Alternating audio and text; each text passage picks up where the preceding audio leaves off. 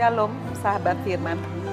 Apa yang menjadi tujuan hidup kita menentukan arah hidup dan apa yang kita lakukan. Hari ini kita akan merenungkan satu kebenaran firman Tuhan dari seorang yang mengalami perubahan hidup secara total. Namanya adalah Paulus. Filipi 1 ayat 21 sampai 22 firman Tuhan berkata, "Karena bagiku hidup adalah Kristus dan mati adalah keuntungan. Tetapi jika aku harus hidup di dunia ini, itu berarti bagiku bekerja memberi buah. Jadi mana yang harus kupilih? Aku tidak tahu." Sahabat firman, kita bisa melihat tujuan hidup seorang yang bernama Paulus sungguh diubahkan setelah perjumpaannya dengan Kristus.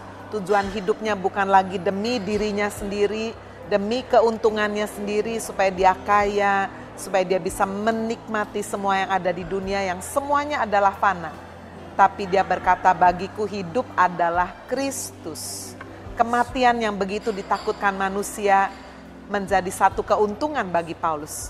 Sehingga dia berkata, mana yang aku harus pilih? Apakah hidup di dunia ini atau aku pergi kepada Kristus? Karena pergi kepada Kristus, mati meninggalkan dunia ini, itu berarti satu kehidupan yang baru, kehidupan yang kekal. Sementara kalau dia masih hidup di dunia ini berarti kehidupan yang memberi buah. Berarti bagi orang-orang di sekeliling kita. Berarti dan memuliakan Tuhan pencipta kita. Sahabat firman, apa tujuan hidup Anda? Hari ini kita akan melihat bagaimana kehidupan Paulus yang sungguh diubahkan. Dan dia juga membagikan ini kepada muridnya yang bernama Timotius.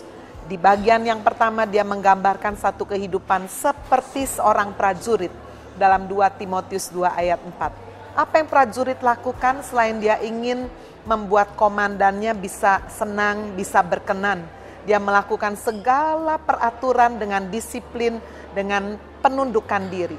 Mengenai hal-hal sehari-hari, firman Tuhan berkata, tidak perlu memusingkan, karena itu adalah urusan sang komandannya. Yang kedua, menjalankan kehidupan seperti olahragawan.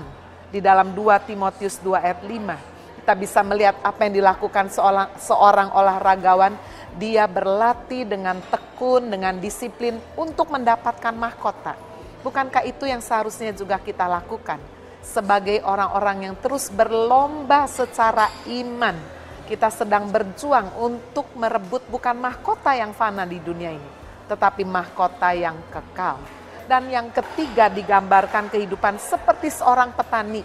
Di dalam 2 Timotius pasal 2 ayat 6. Petani dia menabur, dia membajak, dia menyiram, dia mengambil semua virus-virus dan betul-betul dia menantikan saat panen. Ada satu proses yang dia harus tunggu. Itulah kehidupan kita sahabat firman. Jika kita benar-benar merindukan satu kehidupan dengan tujuan yang benar, tujuan yang kekal, mari kita menjalani kehidupan ini dengan mengarahkan, memfokuskan hidup kita kepada Kristus.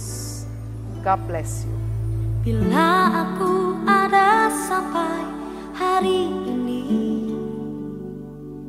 semua karena campur tangan Tuhan yang tak